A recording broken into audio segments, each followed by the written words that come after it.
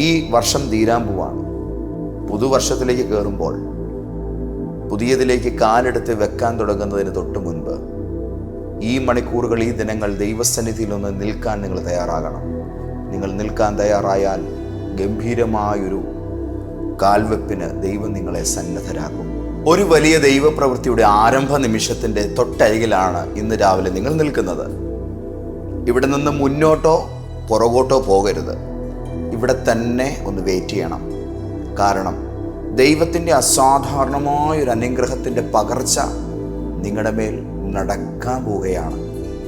രാജാക്കന്മാരുടെ 2-ാം പുസ്തകം 2-ാം അധ്യായത്തിൻ്റെ 13-ാം വചനത്തിൽ ഏലിയ പ്രവാചകന്റെ സ്വർഗാരോഹണത്തിന് തൊട്ടു മുൻപ് എലീശ യോർദാന്റെ കരയിൽ വെച്ച് ആത്മാവിൻ്റെ ഇരട്ടിപ്പങ്കിനെ ഏറ്റെടുക്കുന്നതും തൻ്റെ ഗുരുനാഥനായ ഏലിയാവിൻ്റെ പുതപ്പ് തൻ്റെ കരത്തിൽ വരികയും പിന്നീട് യോർദാനെ അടിക്കുവാൻ തുടങ്ങുന്ന അത്ഭുതത്തിൻ്റെ തൊട്ടു മുൻപ് താൻ ആ പുതിയ ദൈവമനുഷ്യനായി രൂപാന്തരപ്പെടുന്നതിന് ഏതാനും മിനിറ്റുകൾക്ക് പുറകിൽ താൻ ആ യോർദാന്റെ കരയിൽ ഇങ്ങനെ നിശ്ചലനായി നിന്നതുമായി ബന്ധപ്പെട്ടുള്ള ദൈവിക ദൂതാണ് നമ്മളിന്ന് കേൾക്കാൻ പോകുന്നത്. നിങ്ങളുടെ മുൻപിൽ ഒരു വലിയ ദൈവപ്രവൃത്തി സംഭവിക്കുന്നതിന് മുൻപ് ദൈവം നിങ്ങളെ കുറച്ച് സമയം ആ സാഹചര്യത്തിൻ്റെ മുൻപിൽ സൈലൻ്റായി നിൽക്കാൻ പ്രേരിപ്പിക്കും.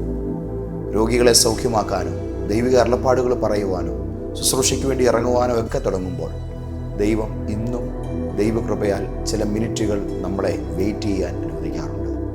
നിങ്ങൾക്ക് ചില കാര്യങ്ങൾക്ക് വേണ്ടി തുടക്കം കുറിക്കുവാനുള്ള നേരമായിട്ടുണ്ട്. പക്ഷേ ആ തുടക്കം കുറിക്കുവാൻ വേണ്ടി എടുത്ത് ചാടുന്നതിൻ്റെ തൊട്ട് മുൻപ് ഒരുക്കത്തോടെ തുടിച്ചു നിൽക്കുന്ന ഹൃദയവുമായി ദൈവമുമ്പാകെ നിങ്ങളൊന്ന് വെയിറ്റ് ചെയ്യേണ്ടതായിട്ടുണ്ട്. ഇവിടെ മുതൽ കാര്യങ്ങൾ മാറാൻ പോകുന്നു. ഇന്നത്തെ പ്രവചനദൂത് നിങ്ങൾക്ക് വേണ്ടിയുള്ള അസാധാരണമായ ദൈവിക കാര്യങ്ങളുടെ ഒരുക്ക നേരമാണ്. വലിയ കാര്യങ്ങൾ സംഭവിക്കും. നിങ്ങളുടെ മേൽ ചിലത് ഭവിപ്പാൻ പോവുകയാണ്. നിൽക്കുക. ഇപ്പോൾ നീ ആയിരിക്കുന്നിടത്ത് തന്നെ നിൽക്കുക. തൊട്ടടുത്ത നിമിഷം നിന്റെ കണ്ണുകൾക്ക് അത്ഭുതപ്പെടാനുള്ള ഒരു വലിയ കാഴ്ച ദൈവം തന്നെ ഒരുക്കാൻ പോകുന്നു. ഇന്നത്തെ പ്രവചനദൂതിലേക്ക് ലോകമെങ്ങും എന്നെ കേൾക്കുന്ന സ്നേഹനദികളായ എല്ലാ ദൈവമക്കൾക്കും സന്തോഷത്തോടെ സ്നേഹവന്ദനം. 1 മിനിറ്റ് നിൽക്കുക. എന്തൊക്കെയോ കാട്ടിക്കൂട്ടുന്നതിന് മുൻപുള്ളതായ ഒരു തയ്യാറെടുപ്പ്, പൂർവ്വകാലത്തിൻ്റെ അവശേഷിപ്പും ഈ യുഗത്തിൻ്റെ നിയോഗവും തമ്മിൽ കണക്റ്റഡ് ആകാനുള്ള ഒരു ഇൻസ്റ്റാൾ ചെയ്യപ്പെടാനുള്ള ഒരു മൊമെൻ്റ്. ആ മൊമെൻറ്റിൽ നീ നിൽക്കേണ്ടതായിട്ടുണ്ട്. ഒന്നുകൂടെ, പൂർവ്വകാലത്തിൻ്റെ അവശേഷിപ്പും ഈ യുഗത്തിൻ്റെ നിയോഗവും തമ്മിൽ കണക്റ്റഡ് ആകാനുള്ള, അത് ഒരു മനുഷ്യൻ്റെ മേൽ ഇൻസ്റ്റാൾ ചെയ്യാൻ സ്വർഗം സെറ്റ് ചെയ്തിരിക്കുന്ന ടൈമിലാണ് എലീശ ഇപ്പോൾ കയറി നിൽക്കുന്നത്. അവൻ എവിടെ നിന്നു? യോർദാന്റെ കരയിലോ അല്ല. പൂർവ്വകാലത്തിൻ്റെ അവശേഷിപ്പും പുതിയ കാലത്തിൻ്റെ നിയോഗവും തമ്മിൽ കണക്റ്റഡ് ചെയ്യാൻ പോകുന്ന ദൈവത്തിൻ്റെ സമയത്തിൻ്റെ അകത്ത് അവൻ കയറി നിന്നു. എവിടെ നിന്നു? ദൈവത്തിൻ്റെ സമയത്തിൻ്റെ അകത്ത്, ദൈവത്തിൻ്റെ ടൈമിനകത്ത്, ദൈവത്തിൻ്റെ കൈറോസിൻ്റെ അകത്ത് അവൻ കയറി നിന്നു. ഇന്ന് രാവിലെ നീ നിന്റെ മേലുള്ള ദൈവനിയോഗത്തിൻ്റെ ടൈം സോണിൻ്റെ അകത്തേക്ക് എൻ്റർ ചെയ്യുക. നിന്റെ മേലുള്ളതായ ദൈവത്തിൻ്റെ ഇന്നലകളിലെ അവശേഷിപ്പുകളും ഈ യുഗത്തിൻ്റെ മേൽ ദൈവം നിന്റെ മേൽ തുറക്കാൻ പോകുന്ന പുതിയ ഓഫീസും തമ്മിൽ കണക്റ്റഡ് ആകുന്ന, ദൈവം അതിനെ ലിങ്ക് ചെയ്യുന്ന ആ ദൈവത്തിൻ്റെ കൈറോസ് സെഗ്മെൻറ്റിൻ്റെ അകത്തേക്ക് ഇന്ന് രാവിലെ നീ ഒന്ന് കണക്റ്റഡ് ആകട്ടെ. അവിടെ നീ നിൽക്കാൻ തയ്യാറാവുക. ആരുടെയോ കാച്ചുപൊട്ടി പോയി നിൽക്കാനല്ല, ആരുടെയോ പുറകെ പോയി ഓച്ചാനിച്ച് നിൽക്കാനല്ല, എന്നെയും കൂടെ പരിഗണിക്കണേന്ന് പറഞ്ഞ് ആരുടെയൊക്കെയോ പുറകെ ഓടാനല്ല. നീ ദൈവത്തിൻ്റെ മുമ്പിൽ നിൽക്കുക. ദൈവത്തിൻ്റെ നിന്നെക്കുറിച്ചുള്ള പദ്ധതിയുടെ ഫ്രെയിമിനകത്ത് നീ കയറുക. ഹല്ലേലൂയ. നിനക്ക് മറ്റൊരാളെ പോലെ ആകാനല്ല, ദൈവത്തിന് നിന്നെ നീയാക്കി മാറ്റാൻ തക്ക വിധം ദൈവത്തിൻ്റെ സമയപദ്ധതിയുടെ അകത്ത് നീ നിന്നെ തന്നെ നിർത്തുവാൻ തയ്യാറാകുക. നിങ്ങളെ തന്നെ ഉറപ്പിക്കാൻ തയ്യാറാകുക. അത് സംഭവിക്കട്ടെ. ഏലിയാവിൻ്റെ പുറകെ എലീശ പോയൊരു കാലം, ആ കാലം തീർന്നു. ആരുടെയോ പുറകെ അവൻ പോയി കുറെ കാലം, ആ വ്യക്തിയെ ദൈവം അങ്ങ് എടുത്തു മാറ്റി.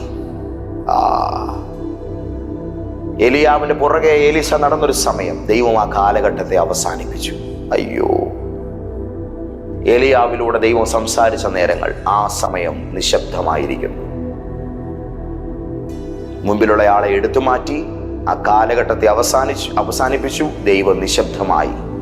എന്നിട്ട് ദൈവം ഒരു കാര്യം ഉറപ്പിക്കുന്നു, ഞാൻ ഏലിയാവിനെ എടുത്തു മാറ്റി, പക്ഷെ നിന്നിലേക്ക് ഞാൻ ഇരട്ടി ശക്തിയോടുകൂടെ ഇറങ്ങി വന്നിരിക്കുന്നു. നിന്റെ മുമ്പിൽ നിന്ന് ഞാനൊരു പഴയ കാലഘട്ടത്തെ എടുത്തു മാറ്റി, പക്ഷെ നിന്റെ മുമ്പിൽ ഞാൻ പുതിയൊരു സീസൺ ഇതാ തുറക്കുന്നു മകൻ എലീശായെ. ഓ,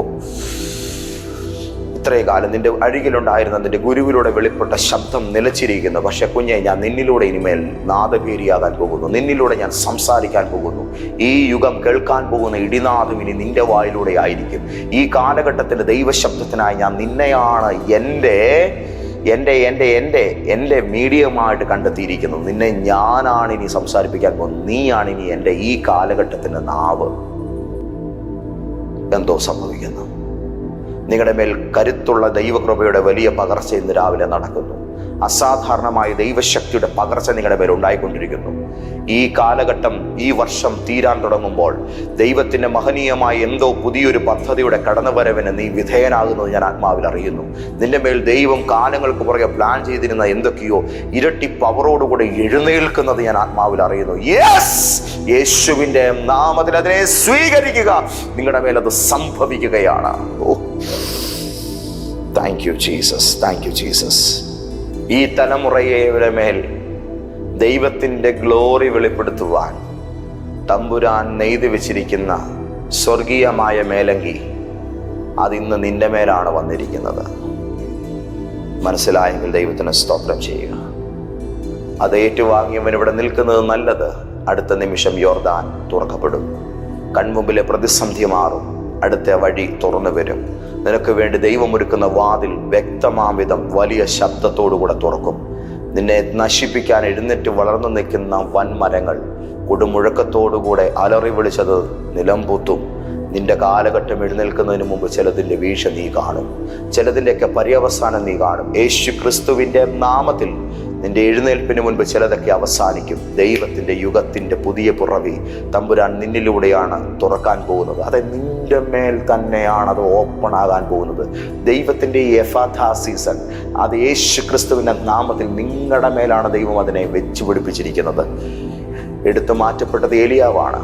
പക്ഷെ നിന്റെ മേൽ വന്നിരിക്കുന്നത് ഏലിയാവിൻ്റെ 2 ഇരട്ടിയാണ്. ഒന്നുകൂടെ, എടുത്തു മാറ്റപ്പെട്ടിരിക്കുന്നത് ഏലിയാവാണ്. പക്ഷെ നിന്റെ മേൽ വന്നിരിക്കുന്നത് ഏലിയാവിൻ്റെ 2 ഇരട്ടിയാണ്. ദൈവത്തിൻ്റെ അനുഗ്രഹത്തിൻ്റെ മേലങ്കി നിന്റെ മനോഭാവത്തിൻ്റെ മേൽ ഇന്ന് രാവിലെ കവേഡായിരിക്കുന്നു. നിനക്ക് മുന്നോട്ടേക്ക് നീങ്ങാം. നിനക്ക് മുന്നോട്ട് പോയി പ്രതിബന്ധത്തെ അടിക്കാം. ദൈവം ആരാണെന്നുള്ളത് നിനക്ക് വെളിപ്പെടുക തന്നെ ചെയ്യും.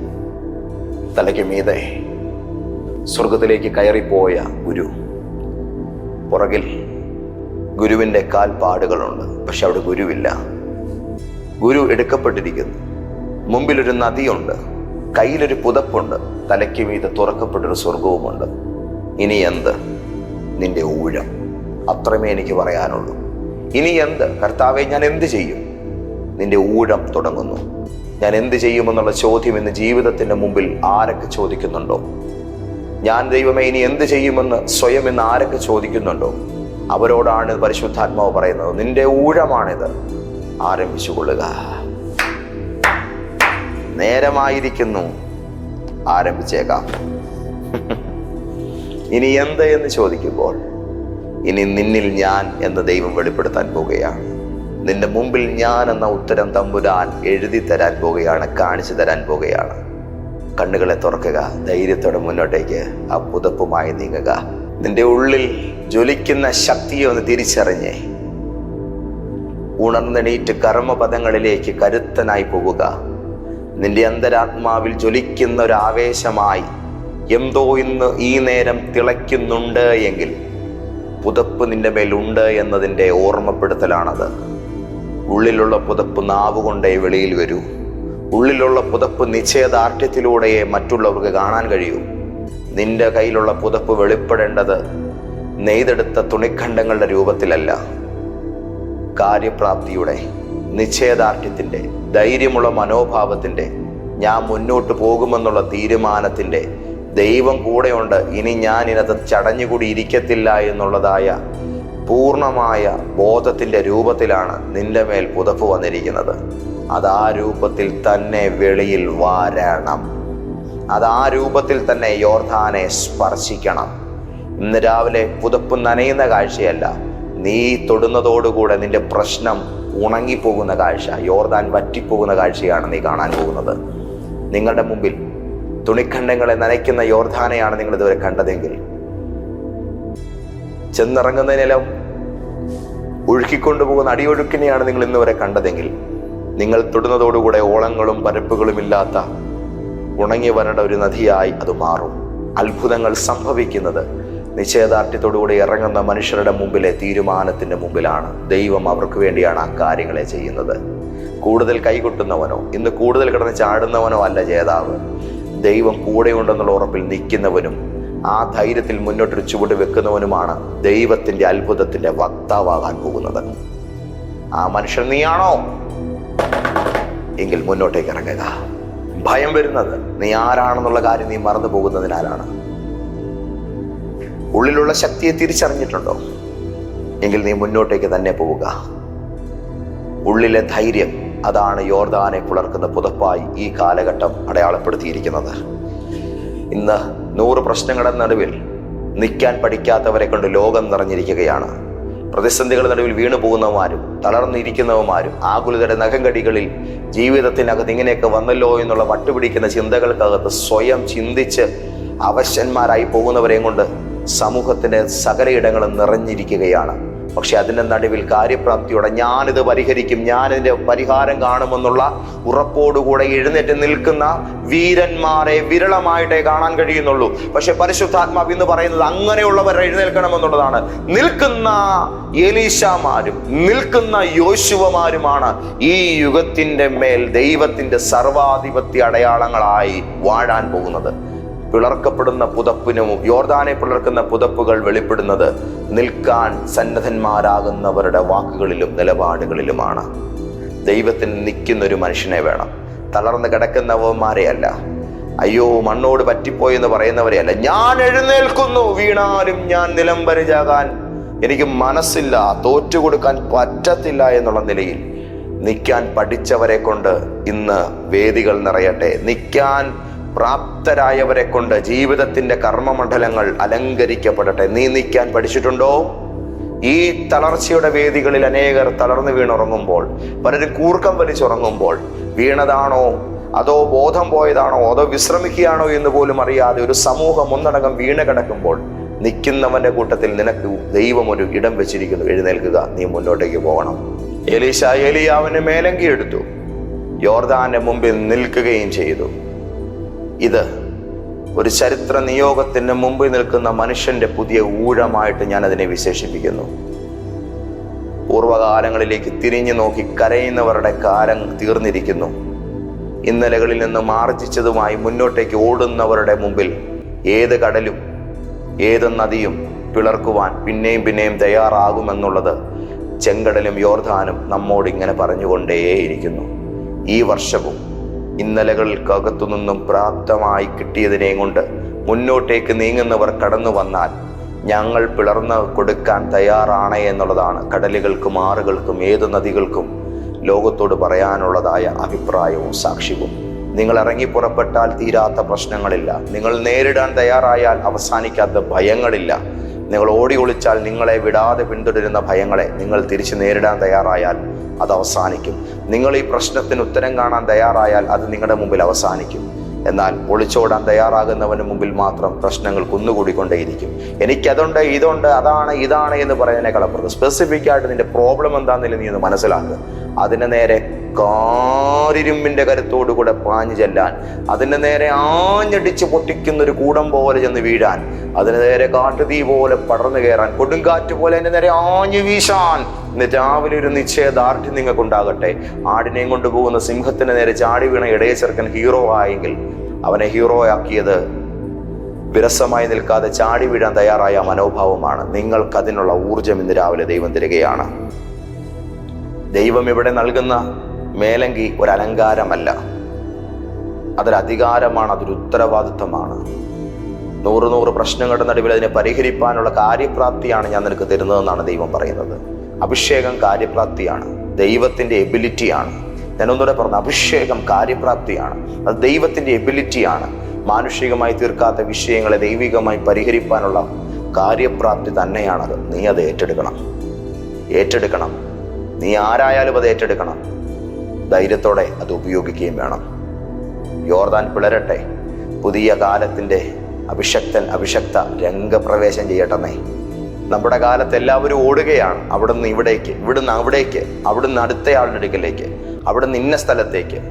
ഈ ഓട്ടത്തിൻ്റെ കാലം തീർന്നു കേട്ടോ. നിൽക്കാൻ തയ്യാറാകണം. കർമ്മമണ്ഡലങ്ങളിൽ എഴുന്നേറ്റ് നിൽക്കുന്നവനെ കൊണ്ടേ കാര്യങ്ങൾ നടക്കത്തുള്ളൂ. ഓടുന്നവനെ കൊണ്ട് ഓടാൻ മാത്രമേ കഴിയൂ.